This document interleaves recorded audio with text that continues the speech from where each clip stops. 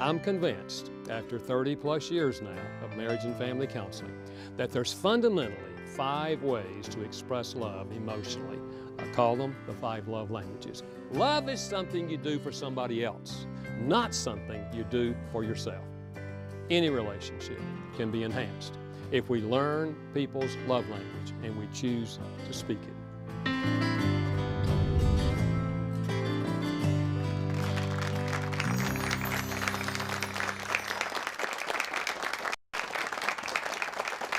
Thank you.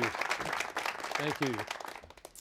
I'm Dr. Gary Chapman, author of The 5 Love Languages and numerous other books on marriage. I've been involved in marriage and family counseling now for over 35 years. I'm going to tell you up front what I hope is going to happen in the brief time that we spend together. My first desire is that your relationships will get better. Relationships either get better or they get worse. They never stand still.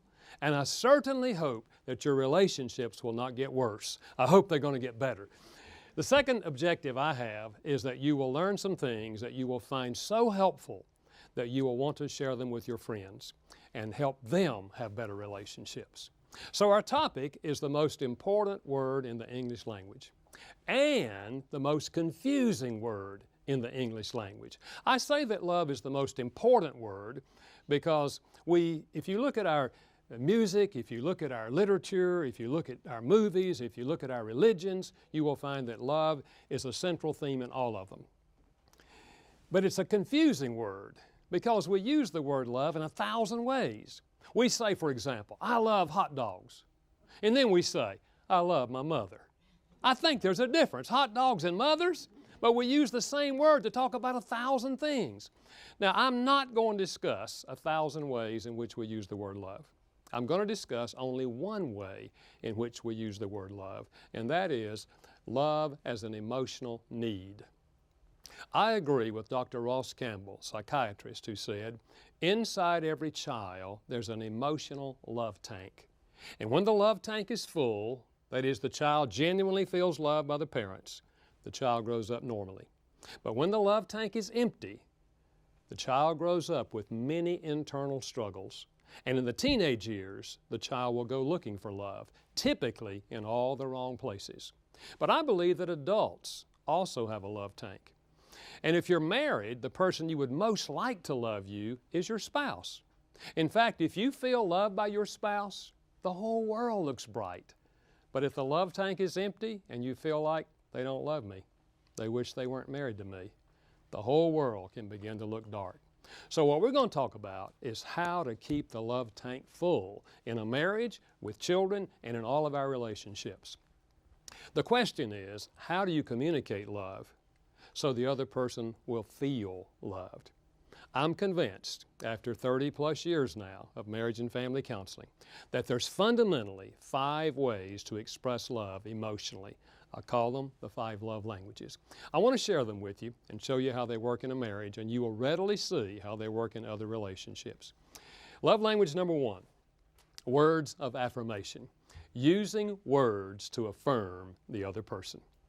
Ladies, has your husband said anything similar to this in the last week? You look nice in that outfit. Husbands, has your wife said anything similar to this in the last week? Ooh, do you ever look tough tonight? Try that one on. Words that affirm the other person. The power of the tongue. You know, there's an ancient proverb that says life and death are in the power of the tongue. You can kill your spouse or give them life by the way you talk to them. Words of affirmation.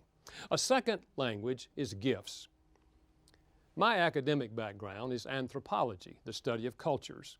We have never discovered a culture in which gift giving is not an expression of love. It's universal to give gifts as an expression of love. Now, the gifts need not be expensive. Haven't we always said it's the thought that counts? But I remind you, it's not the thought left in your head that counts. It's the gift that came out of the thought in your head. You know, guys, you can get a nice card for $5. Can't afford the card? Do you remember how you fold the paper, take the scissors, open up the heart and write, I love you? Or you can get flowers free. Just go out in your backyard and pick one. You don't have any flowers in your backyard? Your neighbor's yard. Ask them, they'll give you a flower. That's what your children do. How many mothers have ever received a dandelion from your kids? Yes. Now guys, I'm not suggesting dandelions, okay? A third love language is acts of service. Doing something for the other person that you know they would like for you to do. Cooking a meal is an act of service. Big act of service. Incidentally, anybody still cook?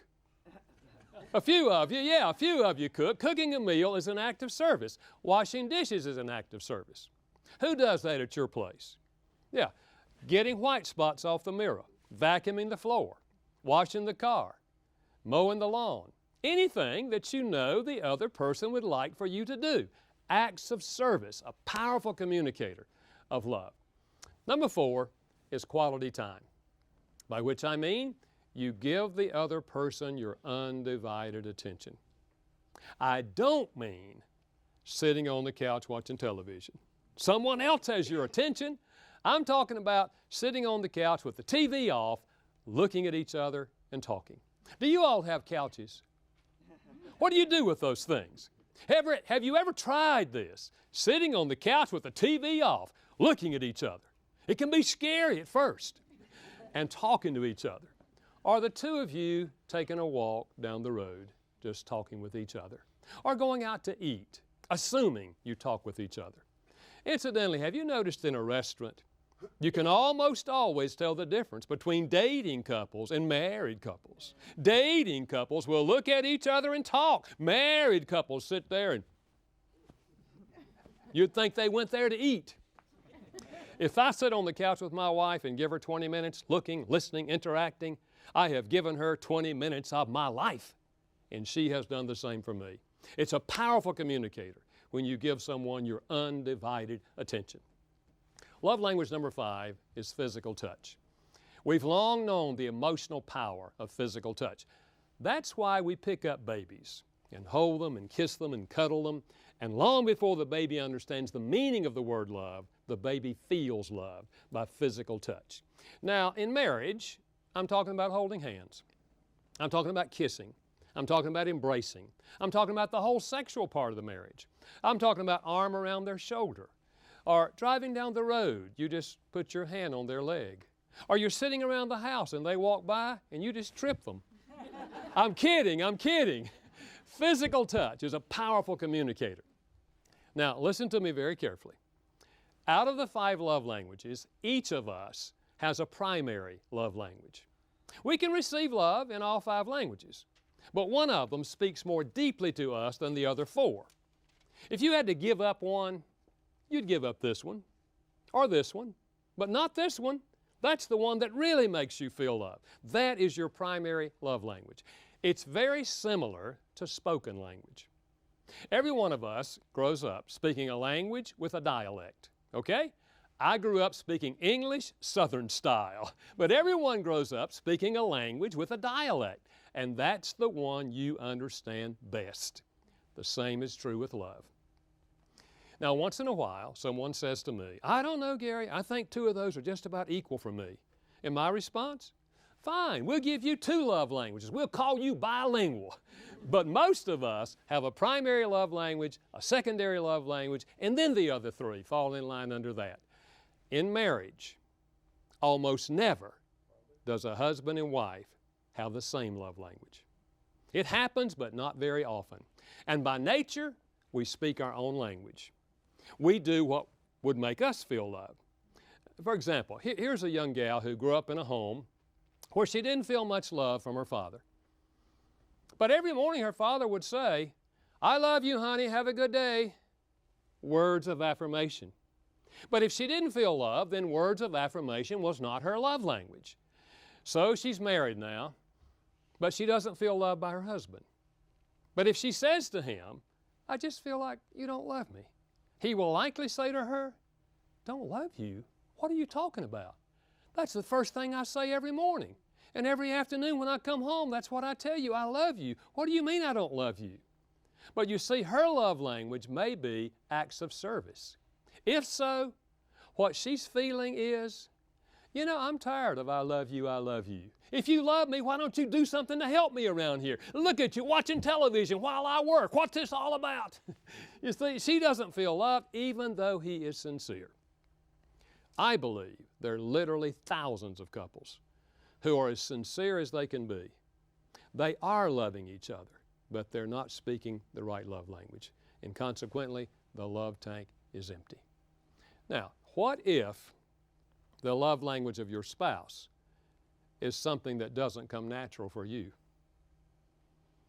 And my answer is, so you learn to speak it.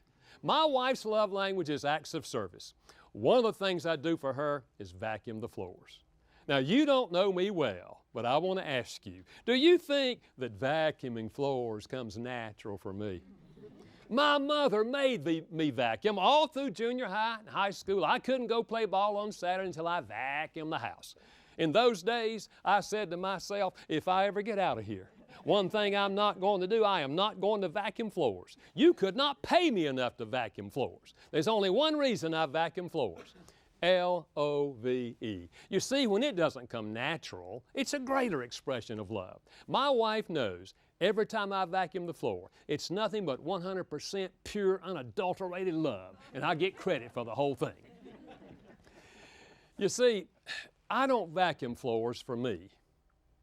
Fuzzy balls don't bother me. I can walk all over. Once a year is all I would ever need to vacuum for me. I vacuum every week for her. Love is something you do for somebody else, not something you do for yourself. So how do you discover your spouse's primary language? Well, in the book we have a profile that will help you, but let me give you some ideas. You ask this question: how do they most often express love to others? Observe their behavior. If they're hugging everybody they see, physical touch is probably their language. Second question: what do they complain about most often? Their complaint reveals the heart. If they say to you, we don't ever spend any time together, they're telling you that quality time is their language. And then number three, what do they request most often of you? If you're going on a business trip and they say to you, be sure and bring me a surprise, they're telling you that gifts is their language. Now, how does all of this work with children? Well, the first 3 years of the child's life, you pour on all five. You give them all five. But about 3 or 4 years of age, you can discover a child's love language by simply observing how they relate to you. If when you walk in the door, they grab you by the leg, physical touch is probably their language. Or you walk in the door and they invite you to their room, I want to show you my artwork, then quality time is probably their language. What do they request most often of you? If they say, Daddy, would you come in the backyard and play ball with me? They're asking you for quality time. And then you observe how they relate to other children. Just watch them. If they're always giving encouraging words to other children, you will probably know that is their love language, words of affirmation. I learned my son's love language when he was about 4. When I would come home in the afternoon, I would sit down on the couch, he'd come in and jump up on my lap and he'd mess up my hair. He's touching me because he wants to be touched. Now, my daughter's love language was quality time. So when I would come home, she would say to me, Daddy, come into my room. I want you to see this. Daddy, come into my room. She was asking me for quality time. So as she got older, junior high and high school, she and I would take walks together every day after, not every day, 2 or 3 days a week after dinner. After I wash dishes for my wife, because her language is acts of service, remember? My son would never walk with me. He said, walking is dumb. You're not going anywhere. If you're going somewhere, drive. Now, what I'm trying to say is this. The whole concept I'm sharing with you is that if we learn to speak the love language of our spouse and of our children, we change the emotional climate in the family. What I've shared with you could literally save thousands of marriages. In fact, my files are filled with letters and emails from all over the world because this book is translated now in 38 languages. And people say, we were that close to divorce and somebody gave us your book and it opened our eyes and we started speaking the right language and our whole marriage was reborn. I believe thousands of marriages could be saved if we understood this concept. Now what I want to do is dig a little deeper into these languages with you. And I want to begin with words of affirmation. because each of these languages also has dialects. And one of the dialects of words of affirmation is compliments. Mark Twain said that he could live for 2 months on a good compliment. Now, I guess that would mean that 6 a year would be enough for him, but probably not for your spouse if you're married, okay? Charlie Shedd said that he gave his wife a different compliment every day for a whole year. I guess maybe one day he said, your left eye is beautiful, and the next day your right eye. A whole year, compliments. But there's another dialect, and that's called encouraging words. The word encourage means to instill courage. You know, a lot of us have ideas of things we would like to do, but we've never had the courage to try them. For example, writing a magazine article, or learning to ski, or learning to lose weight. And sometimes simply an encouraging word from your spouse may help them accomplish something that they've been wanting to do for a long time. Now let me say just a word about this losing weight thing. If you're going to encourage them, you're encouraging them to do something that they have expressed the desire to do. You see, you don't come in 16 times a month and say, you need to lose weight. But if they say, you know, I need to lose some weight, then you can say, well, honey, you know, I know you've been talking about that program, and if you want to get in it, I know you'll be successful, because one of the things I like about you is when you start something, you always complete it. And your encouragement might help them do what they already want to do. But there's another dialect, and that is kind words. This has to do with the manner in which we speak. There's a Hebrew proverb which says, a soft answer turns away anger. Do you know we don't have to scream at each other? Screaming is a learned phenomenon.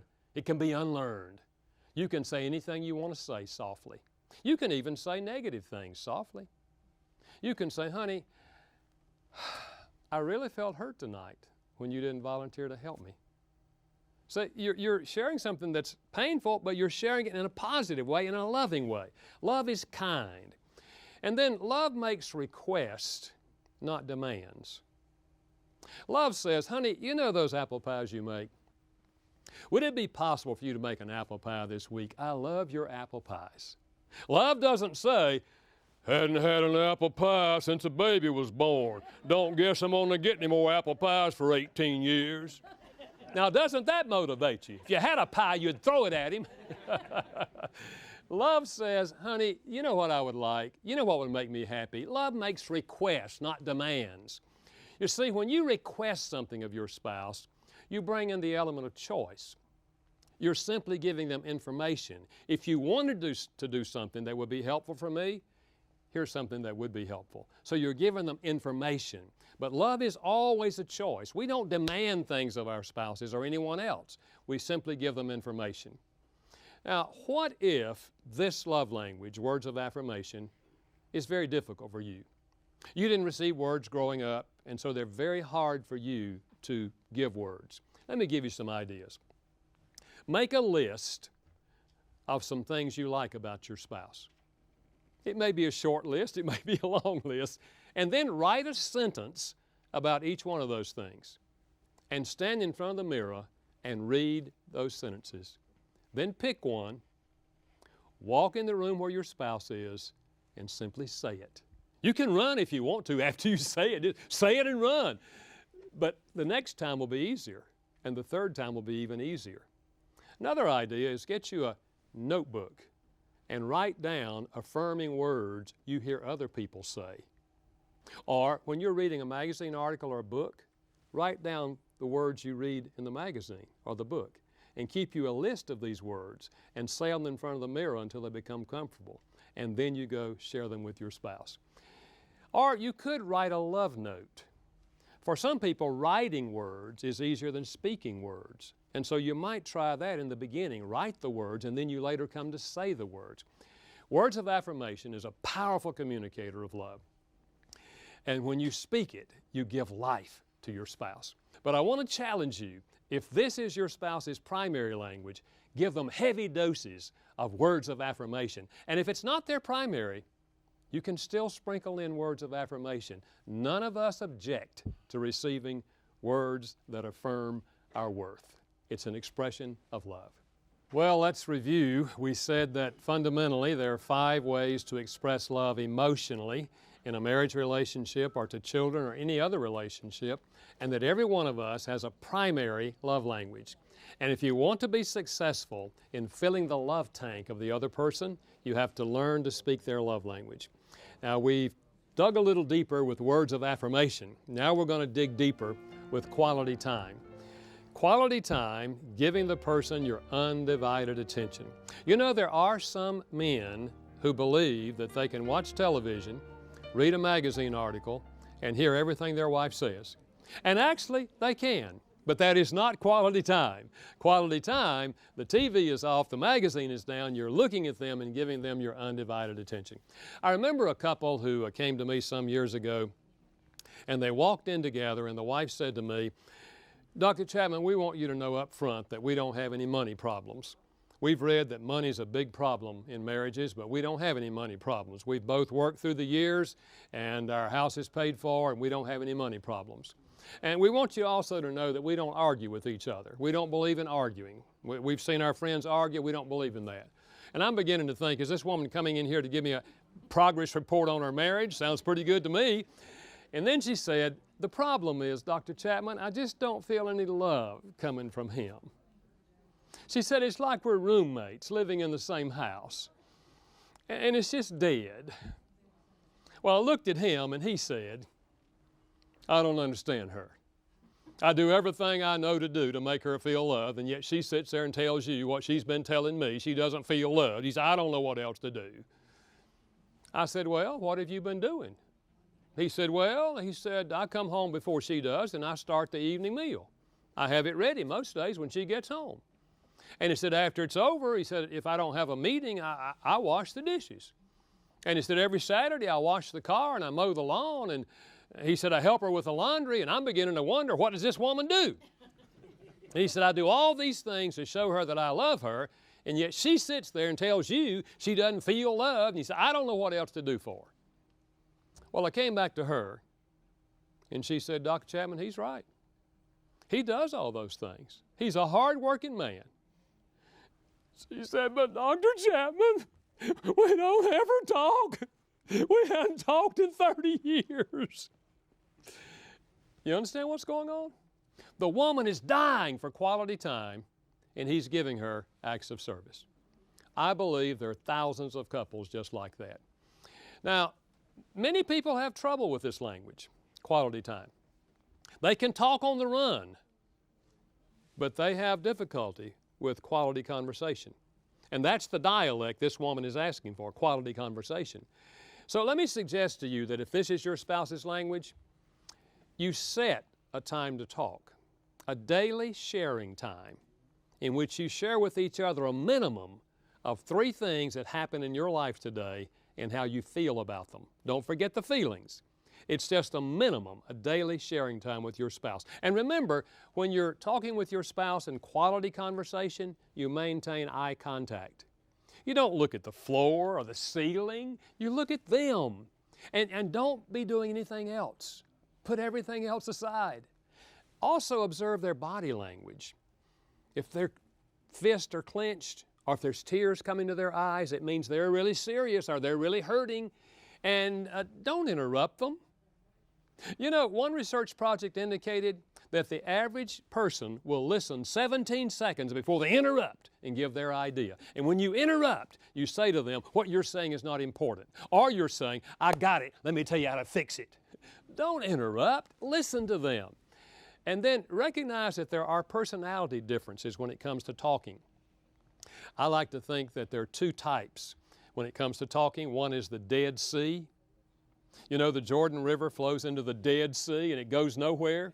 Well, there are those of us who can have all kind of thoughts and feelings and experiences flowing into our lives throughout the day. We have a large reservoir where we store all of that, and we're perfectly happy not to talk. In fact, if you say to a Dead Sea, "What's wrong? Why aren't you talking tonight?"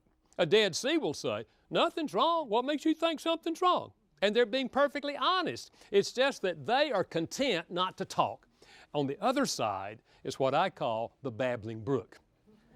And that's the personality type that whatever comes in the eye gate or the ear gate comes out the mouth gate. And normally there's not 60 seconds between the two. Whatever they see, whatever they hear, they tell. In fact, if no one is at home, they will call someone on the telephone. You know what I just saw?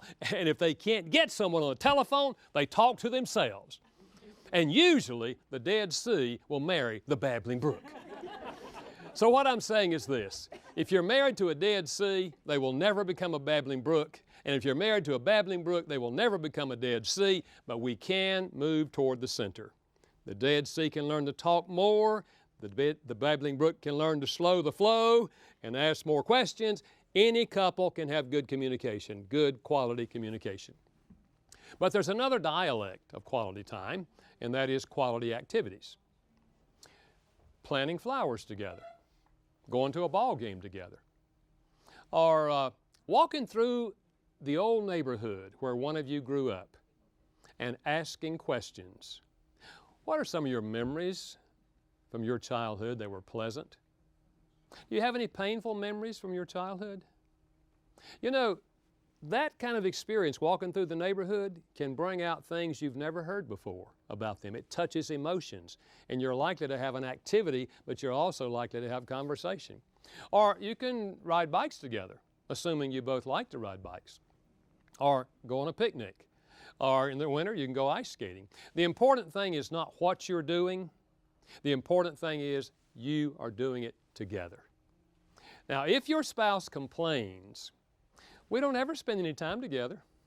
They're telling you that quality time is their language, and if you will say to them, honey, what would you like to do? And you respond, you're filling up their love tank. You're speaking the language of quality time. Now, let's look and dig a little deeper with receiving gifts. We said it's universal to receive gifts. A gift is a visible sign of love. You know, when we get married, typically, we exchange rings. The ring is a gift. And the person performing the wedding will likely say something like, these rings are outward and visible signs of an inward and spiritual bond which unites your two hearts in love that has no end. Now, that's not just rhetoric. The gift is a symbol of your love for each other. That's why when couples sometimes who aren't getting along very well will take their wedding band off, it's a symbol of rejection, and especially if gifts is their primary love language. You see, the symbol has emotional meaning. Now, gifts mean more to some people than they do to other people. And that's why, you know, sometimes a guy will give his wife a gift and she doesn't really just light up and, you know, dance on the floor, and he said, well, it costs a lot of money, and she act like I didn't do anything. Well, it may not be her love language, but if it is, it really won't matter what you give. It's going to be important.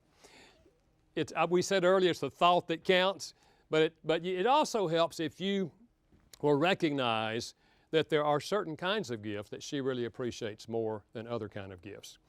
Now, there are people who will say, well, I'm not a gift giver. I never learned to give gifts. I never received many gifts. Well, the good news is this is easy to learn. This language you can learn. Make a list of the gifts you've heard her comment on in the past that other people have given her. That'll give you a clue on the kind of gifts she appreciates. Or you could recruit sister or brother of your spouse. They know them. They know what they would like, and they'd be glad to spend your money and buy them a gift. Or you could also get a gift notebook. You know, while you're watching the channel on TV that's selling all the things, you could, and she said, oh, I'd like to have that. You know, write it down. Or looking through a catalog, write it down. Keep a list of those things. Now, some of you will have to change your attitude about money if this is your spouse's language.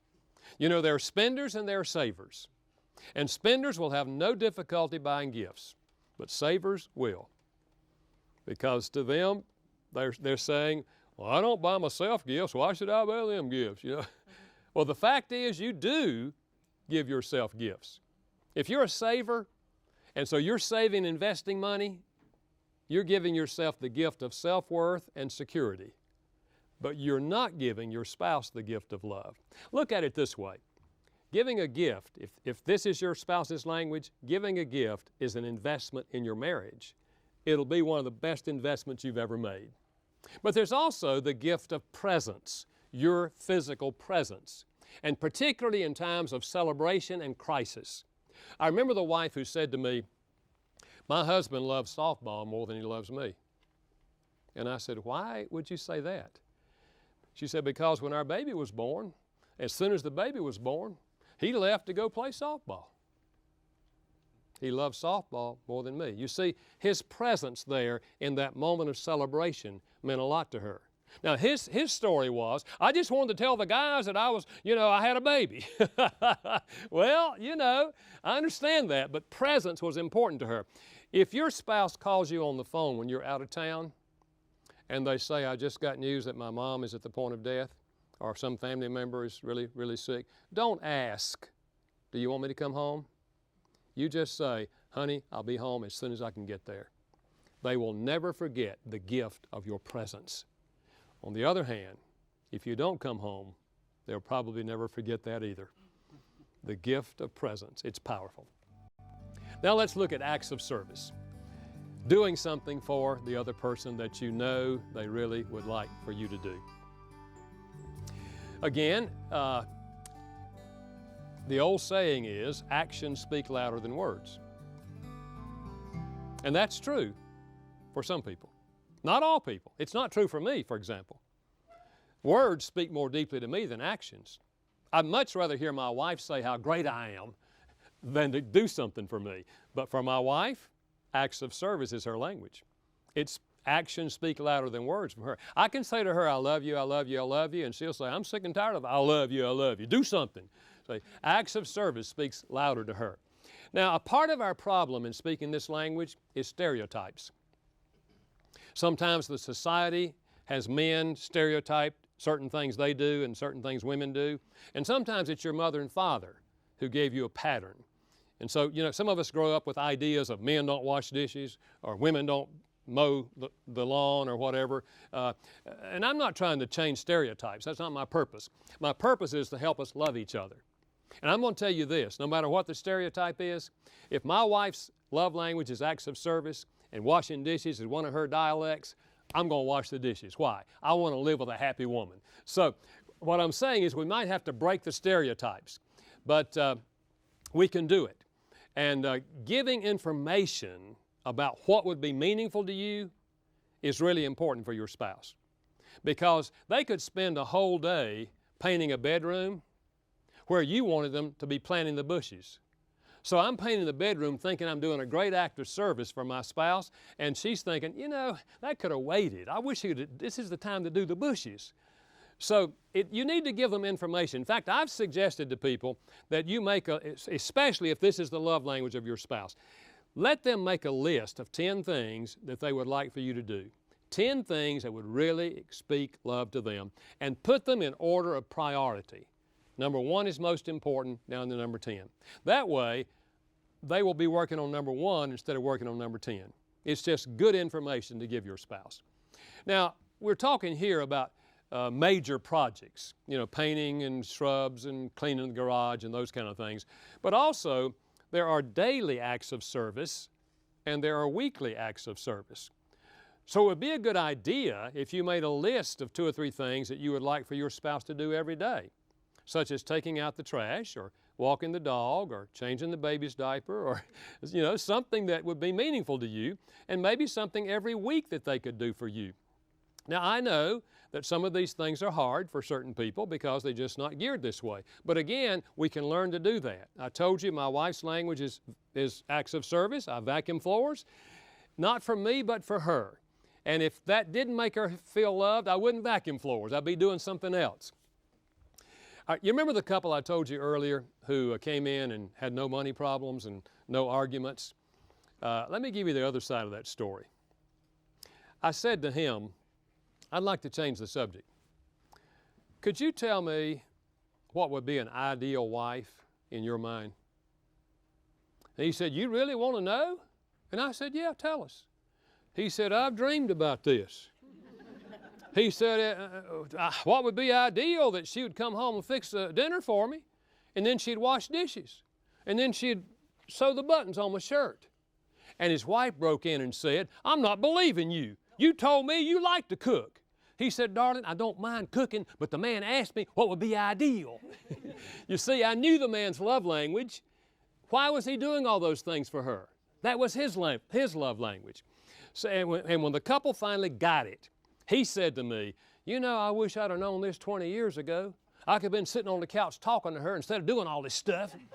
And she said, honey, I don't mind fixing a meal. And they went home and started speaking the right love language. And in 2 months, they sent me a letter and said, Dr. Chapman, our marriage has never been so good. We finally learned how to speak each other's language. Acts of service. It's powerful for some people.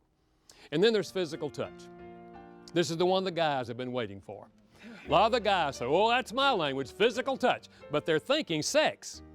And when I say to them, let me ask you, would non-sexual touches be loving for you? And they say, non-sexual? I say, yeah. If your wife is pouring a cup of coffee and she puts her hand on your shoulder, do you feel loved? Or when you get out of the car and she holds hands with you, do you feel loved? If non-sexual touches do not communicate emotional love to you, then physical touch is not your language. It's probably something else. But not all touches are of equal value. It depends on the dialect, the touches you give. You know, there are explicit touches and there are implicit touches. Explicit takes total effort and time, like back rubs, or foot massages, or the whole foreplay in intercourse. And then the implicit touches, you can just rub your arm against theirs when you walk around the room, or just pat them on the back. Or if you want extra credit, when there's a crowd in the house or you're in public, you walk up and just give them a little hug and kiss on the cheek. Woo! Their love tank fills up if this is their primary love language. And the more you touch, the easier it becomes. People say to me, well, Gary, I'm just not a toucher. Didn't grow up in a touchy-feely family, just not a toucher. And my answer is, do you have two hands? Can you put them together? Just imagine that you get your spouse in the middle. And I bet if you hug them about 10,000 times, it'll begin to feel more comfortable. But ultimately, we're not talking comfort. We're talking love. And love is something you do for somebody else. And every time you touch, it becomes easier and easier. And you learn how to speak this language. And what happens? The love tank of your spouse fills up. So what we're saying is this, that whatever your spouse's primary love language is, you want to give them heavy doses of that. You want to sprinkle in the other four. And when you do, their love tank fills up. The whole climate in the marriage begins to change. I know that some of you are saying, well, Gary, yeah, but there's too many things that have happened. Too much stuff has gone on. And so, I don't know. Well, look, if you failed or if they failed, why don't you begin by giving an apology? Why don't you begin by saying, you know, I realize that I have not met your needs very well, and I really want to do better. Maybe they'll forgive you, maybe they won't. But you at least reach out to try to tear down the wall. And then, whether they forgive you or whether they don't, you start speaking their love language. You start giving them heavy doses of their primary love language. And what happens, they begin to see things really are changing with you. You really are different. And in a little while, they're going to be saying to you, what's going on? And you can just simply say, I'm just trying to learn to be a better spouse. And when they see the sincerity and they see it expressed in a language that's meaningful to them, what happens is the climate changes between the two of you. It works with children, it works in a marriage, it works in all human relationships. And I want to challenge you to learn the primary love language of your spouse and speak it regularly. Yes, it requires work. Yes, it requires a willingness to sacrifice. But is that not what love is all about? It's giving yourself for the benefit of the other person. And we're going to talk about another way in which the word love is often misunderstood, and that is romantic love, and more particularly the concept of being in love. I often talk to young couples who are thinking about marriage, and I will say to them, why do you all want to get married? And whatever else they tell me, they always give me the big reason. And the big reason is always the same. What do they say? We love each other. And then I ask them a very unfair question. I say, tell me, what do you mean by that? And they'll reach over and hold hands and giggle, and then one of them, whichever one talks the most, and always one does, one of them will say, well, you know. And I guess I know. I remember years ago I went to my mother and I said, Mom, how do you know when you're really in love? And my mother said what many mothers have said through the years. Son, if it's real, you'll know it. Well, I like my mother, but that didn't help me. And the fact is, we don't help young people very much. Everybody seems to agree that the main thing you want to make certain of is that you're in love. But nobody bothers to tell you how you know that. Now, I want to try to shed some light on the subject. This kind of love begins with a feeling. I call it the tingles. Inside every one of us, there's a little love alert system. It's similar to a smoke alarm. And when you see certain people, there's something about the way they look, something about the way they talk, something about the way they emote that gives you a little tingle inside. It's the tingles actually that motivate people to go out for a hamburger. And you know, sometimes you actually lose the tingles on the first date. You find out something about them that you can't tolerate, and the next time they call you for a hamburger, you're not hungry, and that relationship never gets off the ground. But there are other relationships that every time you go out for a hamburger, it gets tinglier and tinglier and tinglier. And one night, one of you will say something like this. You know, I think I could love you. We're testing the watchers to see if they feel what we feel. And if they give you a positive response, such as, what would be so bad about that? Ooh, you have a tender evening, and the next time the moon is right, you will actually say the words, I love you. And you wait for them to say, I love you too. Woo! Now you know you got it because you said it out loud. And from that moment on, you literally get obsessed with each other. You can't get them off your mind. You go to bed thinking about them. You wake up thinking about them. All day long you think about them. They are the most wonderful person you've ever met in your life. Now, your mother can see their flaws, but you can't. Your mother will say, honey, have you considered they haven't had a steady job in 5 years? And you will say, Mama, give them a break. They're just waiting for the right opportunity. Now, as a student of anthropology, I asked myself, is this simply a Western phenomena? And so I began to do some research, and I found that this is found in an ancient Hebrew document that I ran across. I want you to listen. Now, the culture is a little different, but I want you to listen to the words of a woman who's in love. Here's what she says. My lover is radiant and ruddy, outstanding among 10,000. Line up 10,000 men, and he'll stand out above all of them. His head is pure as gold. His hair is wavy and black as a raven. His eyes are like doves by the water streams, washed in milk, mounted like jewels. His arms are rods of gold. His body like polished ivory, decorated with sapphires. His legs are pillars of marble, set on bases of pure gold. His mouth is sweetness itself. He is altogether lovely. This is my lover. This is my friend. She's in love. He's altogether lovely. No flaws in this guy. And then I read further, and here's what the man said. This is a man in love. Listen to what he says. How beautiful you are, my darling. Oh, how beautiful. Your hair is like a flock of goats. That's pretty contemporary. Your teeth are like a flock of sheep just shorn. Each has a twin. Not one of them is alone. Your lips are like a scarlet ribbon. Your mouth is lovely. Your two breasts are like two fawns, twins of a gazelle that browse among the lilies. Until the day breaks and the shadows flee, I will go up to the mountain of myrrh and to the hill of incense. All beautiful you are, my darling. There is no flaw in you. Woo! He's in love. And when you're in love, you have all these illusions that you later find out are not true, but you feel like they're true. For example, you feel like when you're in love that you have an intimate relationship.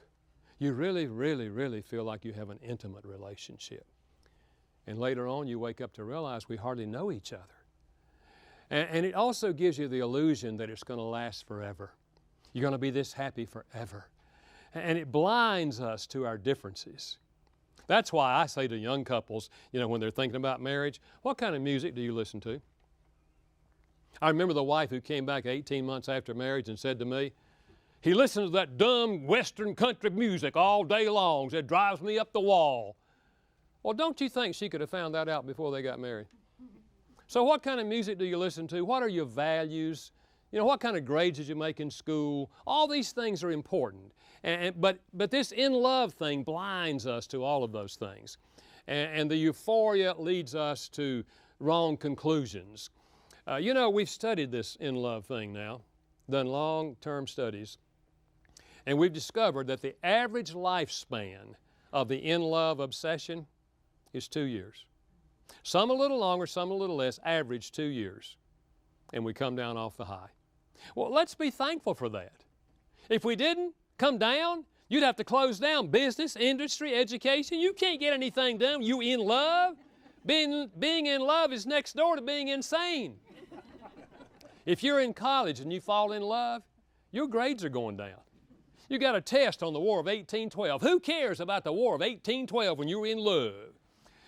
Now, I want to ask you a question. Do you think this in love experience has any relationship to the divorce rate in this country? I believe it is directly tied to the divorce rate. Let me give you a picture of what happens. A couple falls in love. They get obsessed with each other. They get married. 2 years, they come down. Remember, they fell in love before they got married, so it might be 6 months into the marriage they come down. And then they realize they have differences. They emerge. How well do I remember that in my marriage? You see, when I got married, I had all these visions about how wonderful it was going to be. I mean, I was going to be so happy with this woman. I was in graduate school, and I had this visual image that at night I would come home and after dinner, I'd sit at the table and study, and my wife would be sitting on the couch. And when I finished studying, I would lift my eyes, and our eyes would touch. Ooh, won't that be nice? A woman right there. Ooh. But after we got married, I found out that my wife did not want to sit on the couch and watch me study. If I'm going to study, she wanted to go downstairs to the apartment complex and talk to people. I'm up there by myself thinking, this is what it was like before we got married. And before we got married, I had this idea that every night, about 10:30, we were going to go to bed together. Woo! Gonna go to bed with a woman every night at 10:30. Woo! But after we got married, I found out it had never crossed her mind to go to bed with anybody at 10:30. Her idea was about 10:30, you come up from visiting people and you sit there and read a book till midnight. And I'm thinking, why didn't you read the book while I read the book? Then we could go to bed together. And before we got married, I had this idea that every morning when the sun gets up, everybody gets up. But after we got married, I found out my wife didn't do mornings. It didn't take me long not to like her, and it didn't take her long not to like me. And we succeeded in being utterly miserable. But you know what I found out? Our experience is pretty common. Most couples get married and come down off the high and then discover the differences they didn't know. And many of them end up arguing, but they don't get things resolved, or they withdraw and stay away from each other. And then later they conclude, we shouldn't have gotten married. We're just too different. We're not compatible. And then what happens? One of them gets the tingles for somebody else, and the whole thing starts over again. May I show you how this happens? It started yesterday morning. Maybe with somebody you know.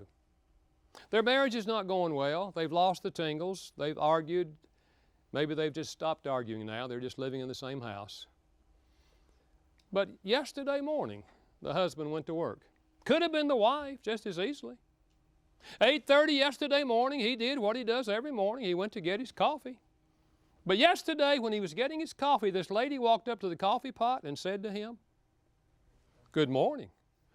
Ooh, kindest words he's heard in months. Good morning. 8:30 in the morning, and her hair is combed, and she smells good. And right away, he feels a tingle. He goes back to work, and about 10:30, he sees her going for coffee, and he gets thirsty. "Are you new around here?" "Oh, what's your name?" Where are you from?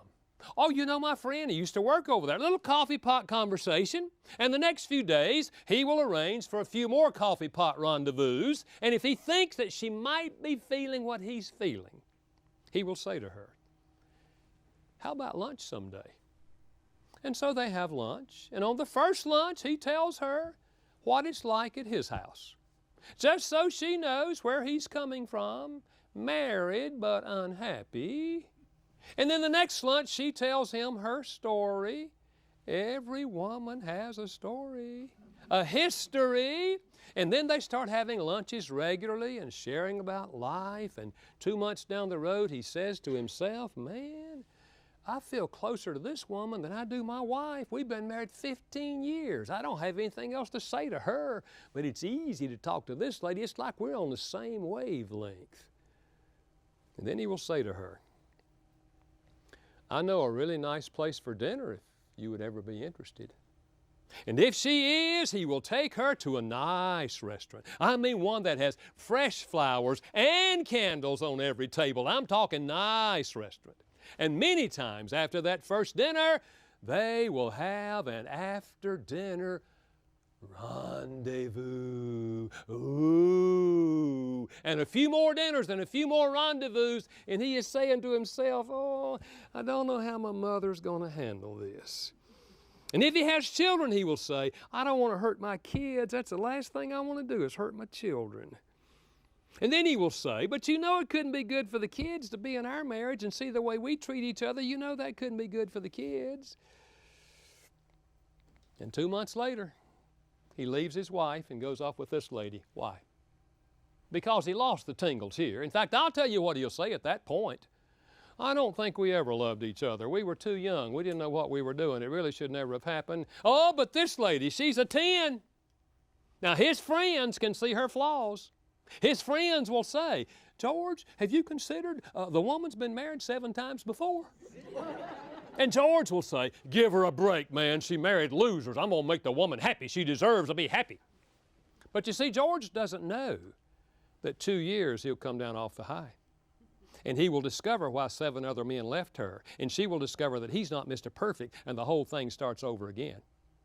You know why I know that's not the road to walk? First marriages in this country, 40% end in divorce. Second marriages, 60% end in divorce. Third marriages, 75% end in divorce. The answer is not running. The answer is learning how to love the person to whom you're now married. You see, if you follow the tingles, you could get married 6, 8, 10, or 12 times in a lifetime, just like they do in Hollywood. But you're not that rich. So what I'm saying is this, the greatest potential for your happiness is with the person to whom you're now married. Now I know there are many people in our audience here and listening who've been married more than once. We can't go backwards, okay? We have to be where we are. But what I'm challenging you to is this, let's learn to love the person to whom you're now married. I believe that thousands of marriages could be saved if people learned the concept of the 5 love languages. For me, this is not a theory. This is my life. I told you earlier, my wife and I had tremendous struggles in our marriage. And unfortunately, it went on for a long time. But when I finally learned her love language and how to communicate love to her, our marriage radically changed. 3 questions helped me learn her love language. They're simple questions, but they changed my marriage. Question number 1, what could I do to help you? Question number 2, how could I make your life easier? Question number 3, how could I be a better husband to you? Do you know when I was willing to ask those 3 questions, my wife was willing to give me an answer. She told me. And when I let her teach me how to love her, do you know what happened? Not overnight, but within 3 months, my wife started asking me those 3 questions. We've been walking this road a long time, and I have an absolutely incredible wife. In fact, I said to her not long ago, you know, Carolyn, if every woman in the world was like you, there would never be a divorce. Why would a man leave a woman who's doing everything she can to help him? And my goal through these years has been to so love my wife that when I'm gone, she will never find another man to treat her the way I've treated her. The woman's gonna miss me.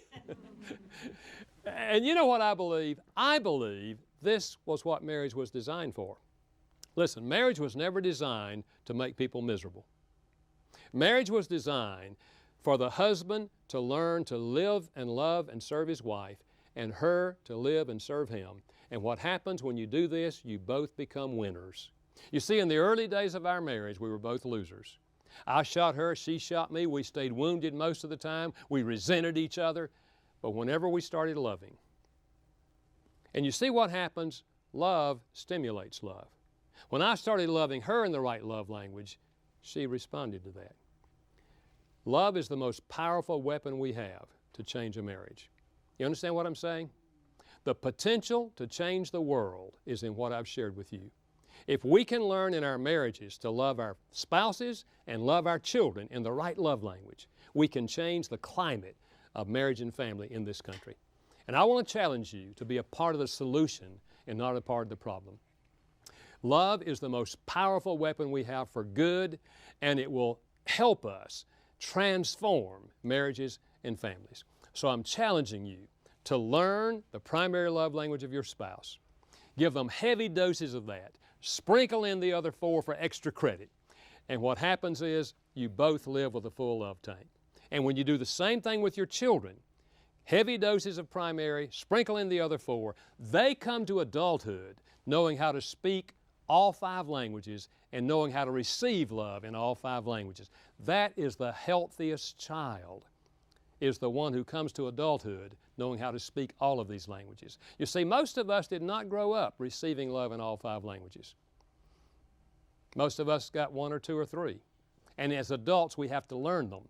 But if we teach our children all 5 languages, they come to adulthood, and it's much easier for them when they get married because now they can learn to speak their spouse's language. In fact, many single adults live with an empty love tank. They're in my office, I'm going to say every week, but every month for sure. 25, 30 years of age, never been married, and say to me, Dr. Chapman, I never felt loved by my parents.